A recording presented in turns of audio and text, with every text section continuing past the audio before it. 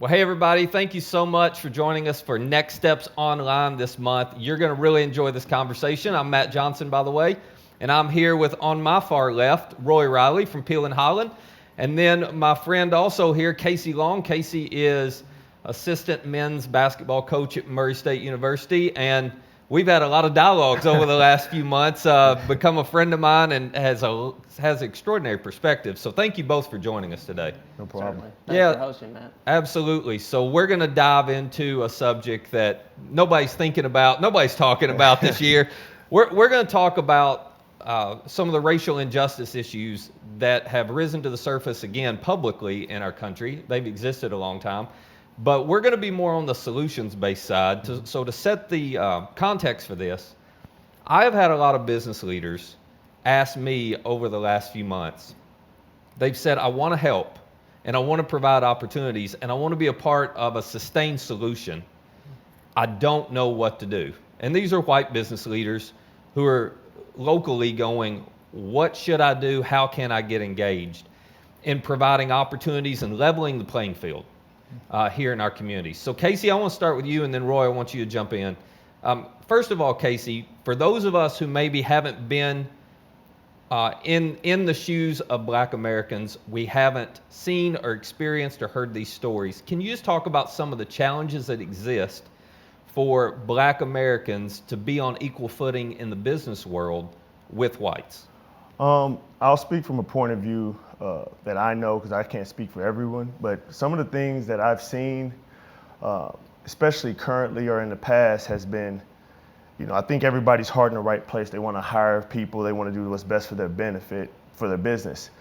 And some of the challenges I see, especially for, minority communities or people trying to apply for jobs that they think will be beneficial for them and their family, has been, knowing what the criteria is for the job. We have a bunch of people, a bunch of students who graduate from colleges, right? Mm-hmm. And they want to go into the business world, and they say, what does the business world look like? Well, it might be various internships that they didn't know about, wasn't communicated, and frankly, they don't have the experience for certain jobs, so they have to start at the entry level, which is fine for the most part, but how do you move up if you do start at entry level? Who's giving you the information? So I think having access to information about the company and the mobility of moving upward in the company is one thing. And I think one of the most challenging things, again, not speaking for everybody, but one of the things that take place is when you look at the company structure and the hierarchy in the company. A lot of people from minority community are Black Americans. They look at it and they don't see anybody that looks like them. Sure. So, you want to be a part of a company, you want to be a part of a team, you want to be a part of a family that is your job and who you want to sustain a lot of years with.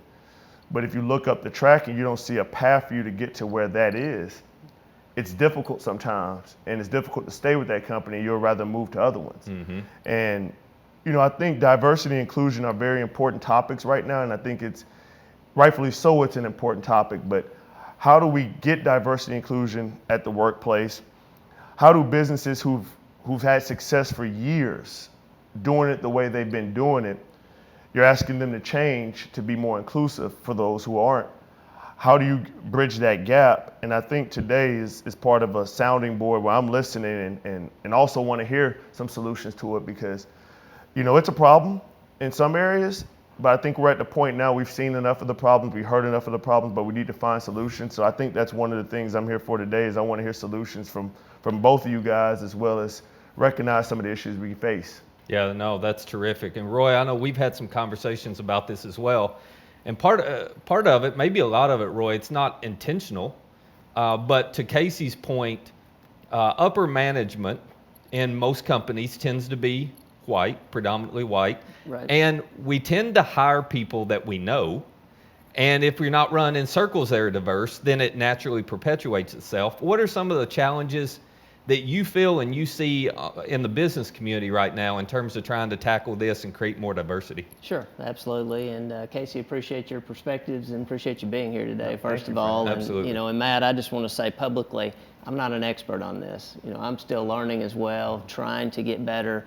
I have shared with Matt, I'm one of those business leaders that have been talking with Matt saying, what can we do as a business community? Because I've done a lot of reflecting over the last several months. And somebody challenged me along the way, are you part of the problem or are you part of the solution? And quite honestly, I looked hard in that mirror and said, I'd probably tend more towards the problem side, not by intention, but just by inaction.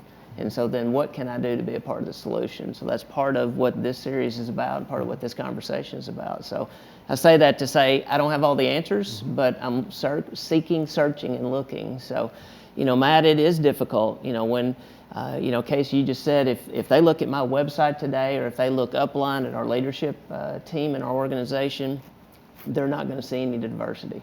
And that's a problem. And how do we fix that problem, right? How do we start fixing that problem? I'll say the Roy of old, last year would have probably said, well, we've never, honestly, I don't know that we've ever had many, if any, minorities or blacks apply. We've had minorities, not blacks. And that's a problem that we can't chalk it up to say that's not my problem. That's part of our problem, right, on how we recruit, where we recruit, how we create our internships. I had a great conversation actually Saturday night this week with a young black man that would love to bring in as an intern in our organization. And it's exciting to look, but it has to start one step at a time, right? And part of our challenge, the old Roy would have said, the other challenge is in Callaway County, our black population is about 4%. Well, that doesn't, if you run those percentages, that's not going to give you large numbers of black employees over time. But the reality with Murray State here, right in our hometown, we've got all kinds of talent graduating out of Murray State every year that deserves an opportunity. And we've got to do a better job. I've got to do a better job. I think the business community's got to do a better job of determining how can we create those opportunities. And Matt, to your point, when you tend to recruit in the circles that or you get referrals for employees out of circles that can perpetuate itself. And we have to look at what can we intentionally and proactively do to expand those circles. So let's talk about that for a minute. Casey, to bring you up to speed and all of you up to speed on a conversation that's been ongoing with some business leaders. It was brought up, and I know people around the region are watching this, but in Callaway, about 4% black population. And so that point was brought up, but then we started talking about Murray State, and I was like, okay, wait a minute. And this is part of why we have you here, Casey, because you're on campus, you're investing in young men every single day. And the point that was raised was there are a lot of highly qualified black young men and young women that Murray State is releasing every year as graduating seniors that are there getting an education. And yet there seems to be a disconnect between the business leaders in our region, and this is a generality, but between the business leaders in our region and this talent pool at Murray State. Now, on the basketball side, you guys aren't waiting for people to knock on your door and the 5-star recruits say, I want to come here. Right. I mean, you didn't wait on Ja. You found Ja. You found all the talent. You go find the talent, right, and you recruit them. So I think there's a little bit, to Roy's point, it's an easy cop-out for us to say, well, nobody's applying, or I would give them a job, when maybe there's some great talent out there we should be searching for. So can you talk a little bit, Casey, just from your perspective about what makes it difficult for these young black students to find out about and then have the confidence, I guess, to chase some of these opportunities? And why do you think there's this disconnect between business leaders and these students, the inability for them to connect with each other? Any thoughts on that? It's an interesting question. It's funny, I was talking to Coach Nichols before I came here. And one of the things that we discussed is the fact that, the NCAA says all the time, you'll go pro in something besides sports, right, majority of the student athletes, which is a fact. But the athletes that's going pro in something besides sports, what are they going pro in? So I think first is, again, it goes back to having access to information. I think that our student athletes, and I can't speak for all the athletes, but I speak for our student athletes, they know they're going to do something besides basketball. Sure. And they get an education in which, they get the books, they get their grades, they get their degree. But what real world learning are they doing in the profession they will be seeking to choose? So I think a lot of it has to begin first with how do business leaders get to Murray State on campus and market their business. I think that's part of it. And because again, I look at it from the standpoint of a lot of the businesses around here have been successful the way they've been doing it. So, me not being from Murray, coming outside in, I understand that if I've been doing something a certain way, I've had success doing it, changing now is a drastic change. It's a better change that we're trying to make to include everybody, but it's a drastic change because Right. I've been getting referrals, I've been successful doing it, I've been doing it the way I've been doing it for years. So I think first is marketing companies on campus, whether it's coming to campus I know you can't do a lot of it during COVID, but coming to campus in the cafeteria, discussing the business, having the face of a business or somebody from the business talking about the business with various students around campus. Because I do think it is important that if Murray State students stay in Murray, everybody benefits. Absolutely. There's growth in the community, there's financial growth in the community, there's more stability, it builds. So I think that's the first thing, is just information coming to Murray State, internship information, access to what the business may have, the benefits of staying here. If you do stay here for a few years, if the business expands to other areas of the United States, just the opportunity for that so you don't have to come here, get your education and leave. And I think a lot of the disconnect, again, from the business in Murray State isn't malicious at all. I think, from what I've been told and from who I've spoken with, business leaders have been trying to help everybody. Everybody's trying to solve the problem.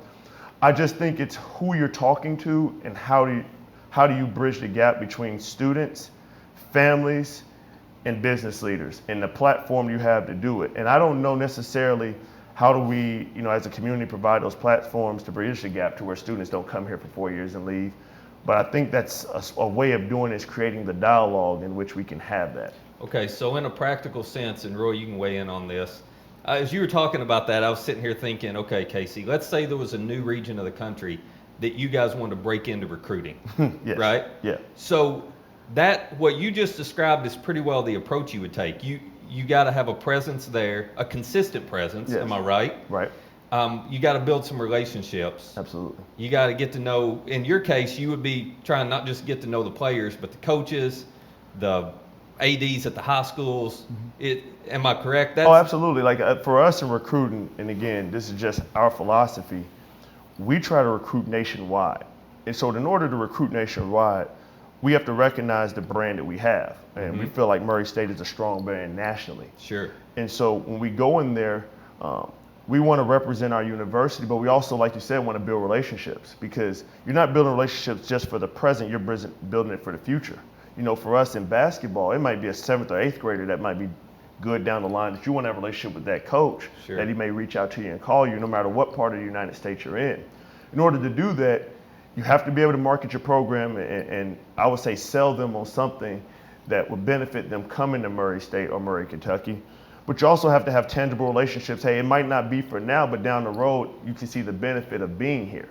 And I think, that model has helped us be successful. And I feel like, no matter what business you're in, whatever, if you're able to market your brand, build your brand and build relationships, you should be able to grow your brand. Because at the end of the day, for any successful business, sport, or anything else, it takes people. You got to have success with people there, being good workers, good people. They have to talk about it and want to expand it. And then ultimately you need everybody else to buy in, because without buy-in from the people, there is no business, there is no sport, there is no brand. Absolutely. So I feel like we have to market that, and I feel like if we can do that more also with businesses, Murray State, whatever the case may be, you'll be able to see growth and benefits of being here in Murray and being here part of a business in Murray as well. So Roy, let's take this and build off of it. What are your thoughts, and practically, what does that look like for business to take that approach? Right. And I want to follow up on that, and also something Casey said earlier on internships. What a wonderful opportunity for the student to learn about the business and get a good peek inside what's this business about, or what's this industry about. Not, in my opinion, there are not nearly enough of our local businesses taking advantage of the internship opportunities. By and large, if you look, it's larger businesses that typically do that. West Kentucky is comprised of a lot of locally owned small businesses, and most of those don't have an internship program. Pill and Holland put one in 7 or 8 years ago. It's been one of the better things we've ever done because it gives us great exposure to tremendous young talent, gives them an exposure into a crazy business called insurance that nobody ever dreamed about. You know, nobody goes to college wanting to go into insurance except those that majored in insurance risk management, but that's a whole other subject. But my point though is, you know, people have a preconception of what insurance is until they get inside and they see, you know, what our business is like, what the industry is like. So I think one solution I would throw out to our business community is look at engaging interns, right? And look at how can we engage with more Murray State students, because Murray State does a great job pushing internship programs. My guess is most of them leave the area for their internships, right, is my experience that I've seen. And then speaking from a parent who now has 2 college graduates that both went through internships as a part of their degree program, they learned more about what they wanted to do with their future in their internships, as much in their internships as they did in the classroom. And what a wonderful opportunity. So that's something, one solution I would push for our local business community. And you know, Casey, you mentioned it, the way you recruit is you get to know the coaches, you get to know the ADs, you get to know the people of influence in the communities.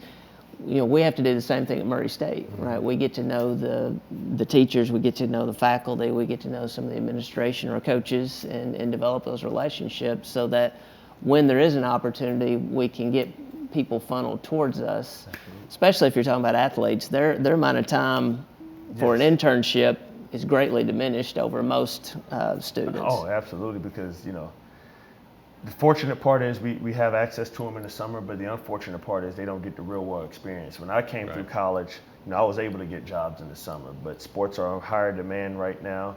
We're able to help them get an education more in the summer than it was previously in the past. And so you're right, they don't get the opportunities.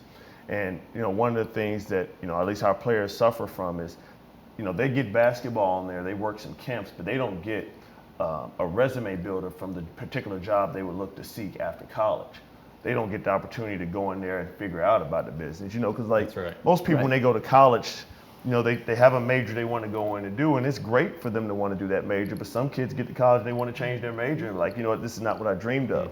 The way you find that out is by going there and experiencing it and then realizing that might not necessarily be what I want to do.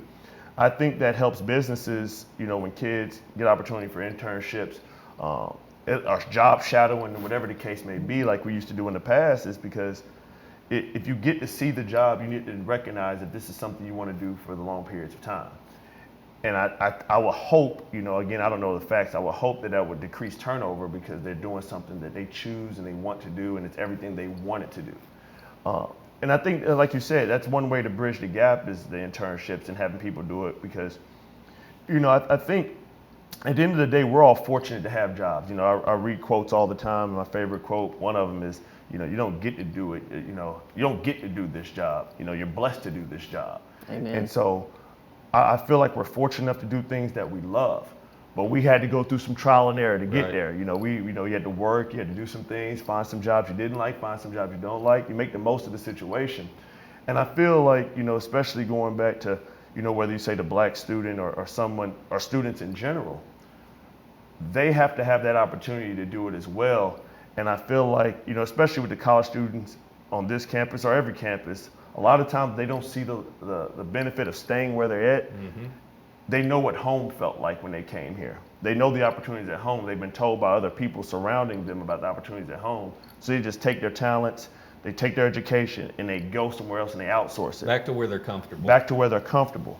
And I feel like if we could figure out a way, you know, again, this is not knowing the answers, but figure out solutions to keep some of it here. You know, percentages, you're not gonna be able to keep everybody, but if you can keep some of it here, I feel that it benefits not only Murray State, not only Murray, Kentucky, but it grows everything around us and the surrounding communities, and we can help everybody get better. So to that point, before we wrap this up, let's talk for just a second about the value of having diversity in these workplaces. Because I think that is a piece, what I'm learning is that is a piece that has been underestimated by a lot of us, that when you've got diversity among your leadership team or among your staff that are sitting there, the perspectives and the life experiences actually help you as a leader make better decisions, help you as an organization get stronger, But a lot of organizations, Roy, to your point, they all look the same. And Casey, you mentioned it, we don't. Everything seems to be working well, so you don't know what you're missing. Right. It will require some effort on the part of businesses in our communities to show up, whether it's on campus or you could do this at high schools. You mentioned job shadowing. I mean, it requires some effort to show up, to build these relationships, to make people aware of these opportunities. Both of you shared just a little bit from your perspective. What's the payoff of doing that? Diversity, first of all, diversity comes in lots of forms and fashions, right? Age, gender, race. Absolutely. Ethnic background, there's all kinds of diversity. Our organization has been very intentional over time to look at that diversity, both age and gender, not as much race. Again, back to my revelation I've had earlier this year, we have to do a better job, we have to improve. So there's an area that, I can tell you just that diversity that we already have, it makes pays huge dividends for our organization because we do make better decisions. We're more in tune with what's going on within our own community, within our own business, within our own community. But Matt, we can take that another step, and that's part of what I'm searching for is, how can I be a part of that solution? And how can we as business leaders be a part of a solution that continues to, I'll call it level a playing field moving forward, and make a meaningful change, meaningful difference. I think for me, the diversity is important in the workplace, job-wise, sports-wise, because those are the people you spend the majority of your time with. You're away from your family, and a lot of people are working 8 to 5, 9 to 5. The hours have increased. Some people 48 hours a week, on the low end. So you spend a lot of time with the people you're working with. And diversity in the workplace gives you somebody to talk to when you have things of what's going on in society right now going on. And, I used to think of it just job, work, go home, but the reality is a lot of these people become your family. And if you sustain the job and you're there for long periods of time, what ends up happening is you create relationships outside of work. So I think diversity helps those relationships because you feel like someone will understand what you're going through, no matter the background, again, race, gender, age, no matter what, you feel like you have someone to communicate with about that and that can relate to you if you have a struggle. Because I think right now for most people, if you lack diversity in the workplace, like you said, Roy, you don't have an opportunity to understand what's going on outside of those walls that you're confined in. And so if you don't have understanding right now what's going on, it makes it harder to communicate. If it makes it hard to communicate, the relationships obviously fall apart. So I think diversity in the workplace is huge, and how we strive to get there is important because not only give you understanding of different backgrounds, it also gives you understanding of, hey, we're all in this together and we can hopefully provide some continuity and some unity to move everything forward so we can kind of be the beacon of light for everything that is going on around us and have more solutions than problems. Well, and to your point, all of us have a tendency to think the way we see the world is the only way to see the world. It's the right way to see the world. And that diversity and hearing other people's perspectives, you realize, oh, I'm not the only way. There are other experiences or there are other stories, and it does broaden your perspective a little bit. It's one of the, and I haven't told you this, but Casey and Coach Nichols both have been two guys who have been tremendous for me this year. In essence, serving as mentors for me as I've kept listening to these stories, learning things. And I am better for it. Roy, we've had a lot of these conversations. We're both better for the conversations we've had and hearing the perspectives of other people.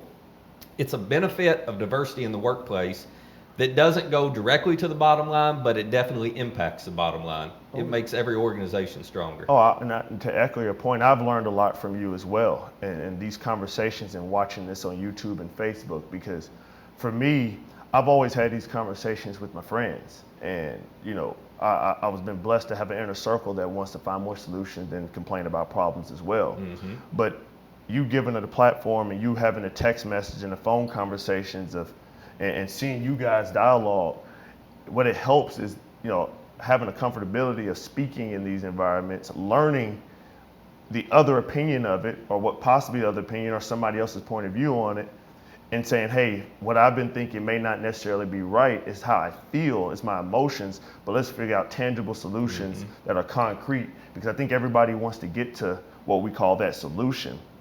but we don't step out of our comfort zone to figure out what the problem is. We Right. complain about the problem internally, but externally we don't figure it out, right? Yep. So I've been blessed and been appreciative of you giving a platform not only to speak, but you also saying, hey, these are some of the things that I feel differently about or see differently, and what's your perspective on it? Because now that helps the dialogue and it helps everybody move forward. Well, I am hopeful about the future because of the dialogues that are taking place and the number of people that want to make sustained change. And I think the big takeaway from this today as we wrap it up is simply for those of us who have a platform, for those of us who have any measure of influence in an organization, we have a responsibility and an opportunity to be very intentional with that. And instead of waiting for great candidates to show up at our door, let's go do some recruiting. Athletics, you guys really do set the example. There's no more diverse place in the country than college athletics. And so it's possible to create a unified, diverse organization because we see it in athletics all the time. Everybody working towards a common goal.